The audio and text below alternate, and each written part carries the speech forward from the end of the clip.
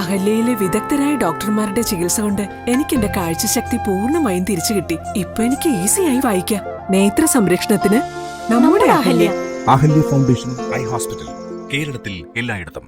കച്ചേരിത്താഴത്തെ bus കാത്തിരിപ്പ് കേന്ദ്രത്തിൽ അടിയന്തരമായി അറ്റകുറ്റപ്പണികൾ നടത്തണമെന്ന ആവശ്യം ശക്തമാകുന്നു. മേൽക്കൂര താങ്ങി നിർത്തുന്ന ഇരുമ്പ് പൈപ്പുകൾ തുരുമ്പെടുത്ത് ഏതു നിമിഷവും നിലംപൊത്താവുന്ന അവസ്ഥയിലാണ്.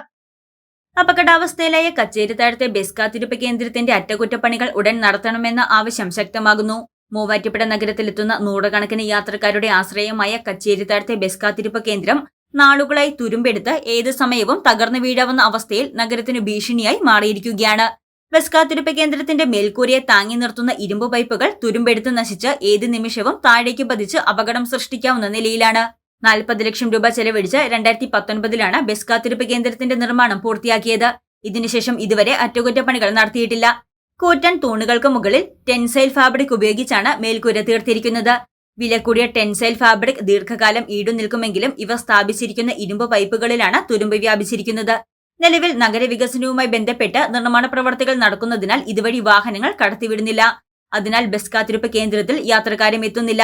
നഗരവികസനം പൂർത്തീകരിച്ചാൽ വാഹന ഗതാഗതം പുനരാരംഭിക്കുന്നതോടെ യാത്രക്കാരും കാത്തിരിപ്പ് കേന്ദ്രത്തിലേക്ക് എത്തിത്തുടങ്ങും. അതിനു മുൻപ് തന്നെ ബസ് കാത്തിരിപ്പ് കേന്ദ്രത്തിൽ അറ്റകുറ്റപ്പണികൾ നടത്തി അപകട ഭീഷണി ഒഴിവാക്കണമെന്നാണ് ആവശ്യമുയരുന്നത്. News desk Muvattupuzha news.